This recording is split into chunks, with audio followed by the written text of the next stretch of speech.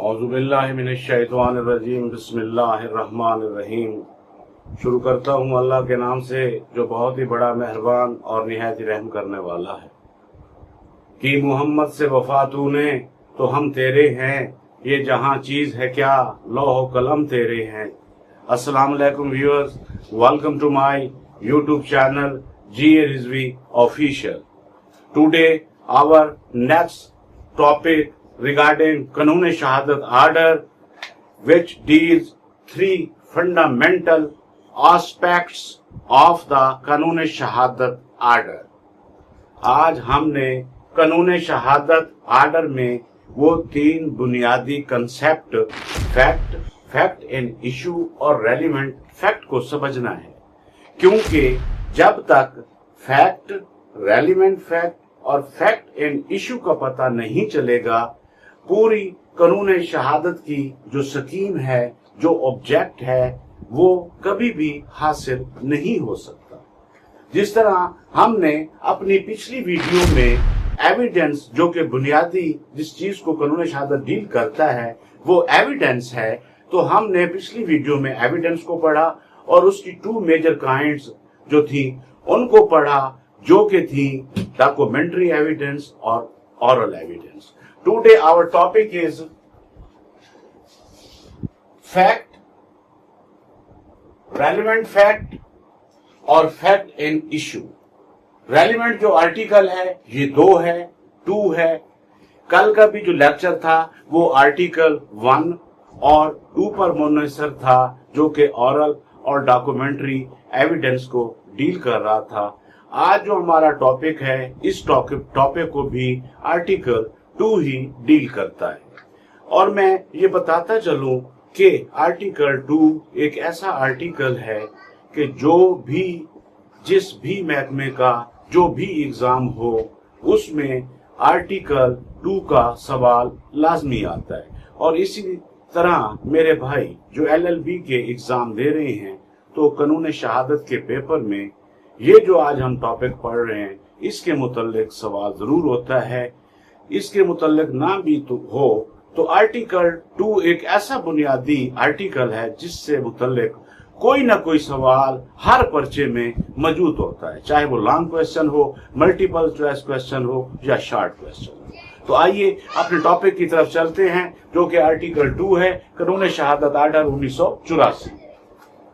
आज हम पहले नंबर पर देखेंगे कि फैक्ट क्या है, व्हाट इज फैक्ट, जिसकी वजाहत जो है वो कर रहा है आर्टिकल 2D। आइए देखते हैं आर्टिकल 2D जो है वो फैक्ट को किस तरह उसकी वजाहत करता है।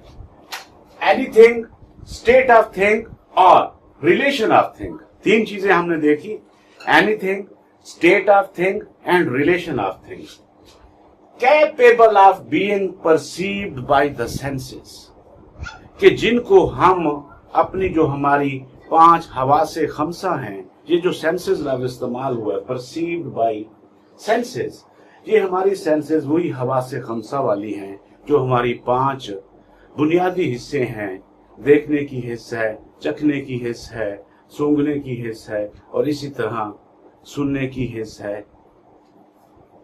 तो जो हमारी बुनियादी 6 सेंसेस हैं, उससे अगर हमने किसी चीज को देखा वो भी फैक्ट है, अगर हमने किसी चीज को सुना वो भी फैक्ट है, इवन हमने किसी चीज को सुनकर कुछ चीज जो हासिल की, जिस चीज के बारे में हमने मालूमात हासिल की, वो भी फैक्ट है।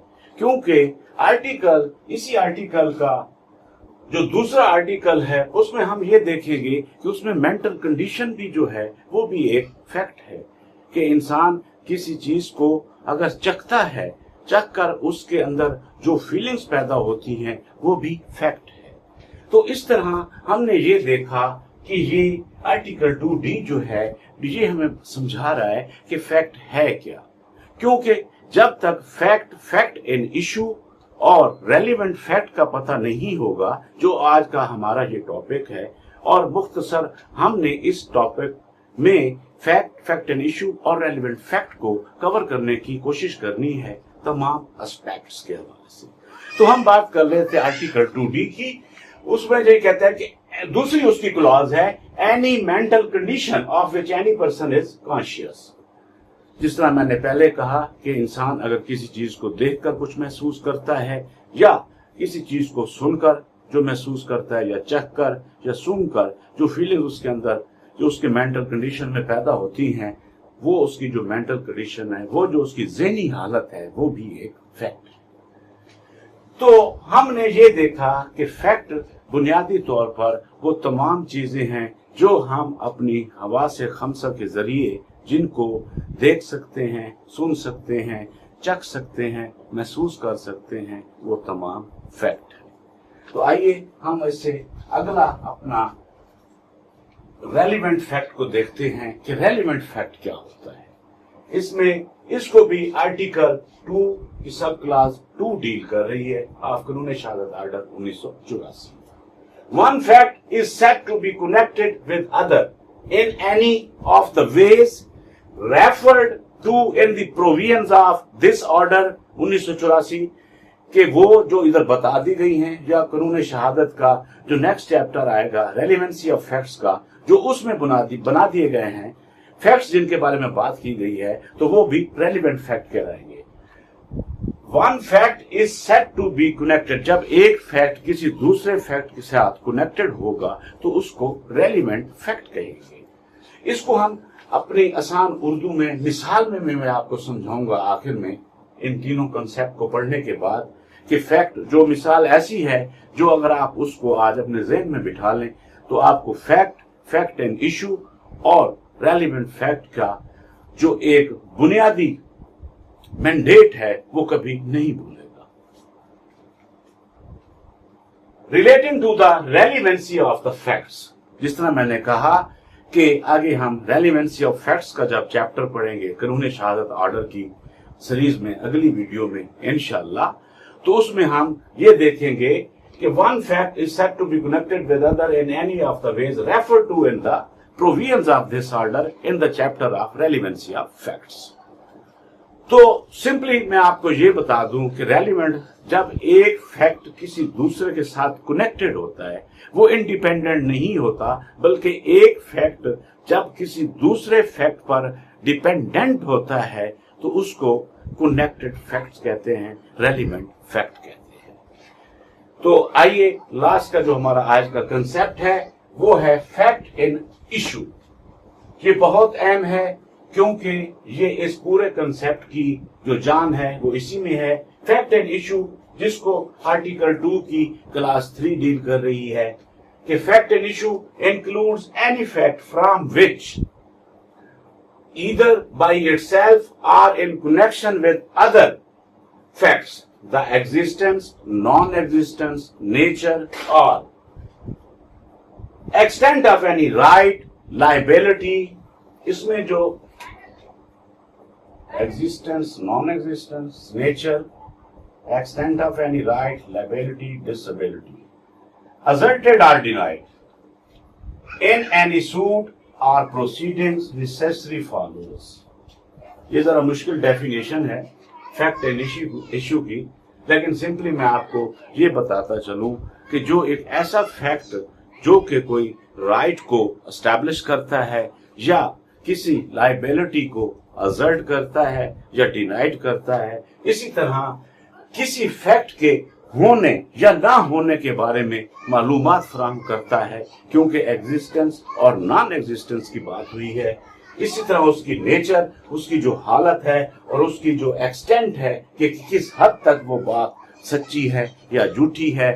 इसी तरह वो जब किसी राइट, लायबिलिटी और डिसेबिलिटी को असर्ट या डिनाइड किया जाता है किसी भी सूट में, किसी भी दावा में, जो कि दीवानी दावाजात में आए रोज एक प्लेंटिफ आकर अपना क्लेम दाखिल करता है दावे की सूरत में, जिसको सूट कहते हैं, और इसी तरह वो एक कोई चीज असर्ट कर रहा होता है, और जब मुद्दला आता है और वो उसके तमाम जो असर्शन है उसको डिनाइड कर रहा होता है। In any suit proceeding necessary follows, ये ऊपर वाली कंडीशंस। तो अब हम उस मिसाल की तरफ आते हैं जिसको सुनने के बाद, समझने के बाद हमें fact and issue, relevant fact और खुद फैक्ट के बारे में पता चल जाएगा। مثال کے طور پر اے نے بی کو قتل کر دیا.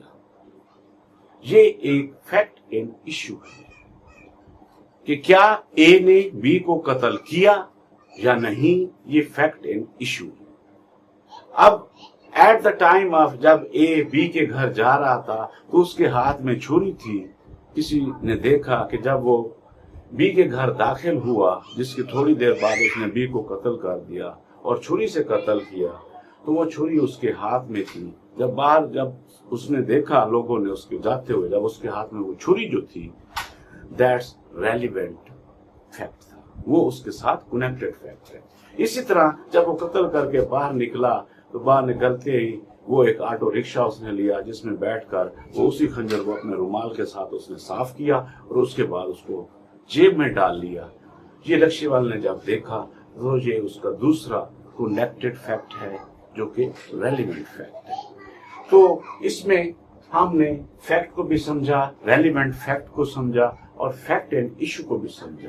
اس مثال میں فیکٹ اینڈ ایشو جو ہے جو بنیادی کنٹروورسی ہے وہ یہ ہے کہ کیا اے نے بی کو مارا یا نہیں مارا. اب یہ بات کی بات ہے کہ اس کا آبجیکٹ کیا تھا, اس کا پیچھے پرپس کیا تھا, اس کی انٹینشن کیا تھی. تو یہ تمام چیزوں کو اسرٹن کرنے کے لیے ہمیں ریلیونٹ فیکٹس میں جانا پڑتا ہے. اور اسی طرح ملزم جو ہے وہ ارریلیونسی آف فیکٹس وہ کہتا ہے کہ میں تو اس کے ساتھ کنیکٹ ہی نہیں تھا. تو اس طرح جب ہم اگلی ویڈیوز میں آئیں گے جس میں ہم ایڈمیسیبل ایویڈنس اور ان ایڈمیسیبل ایویڈنس کو دیکھیں گے تو اس میں ہم اس کی مزید وضاحت بھی کریں گے. تو آج کے لیے اتنا ہی کافی ہے. Thank you very much. Allah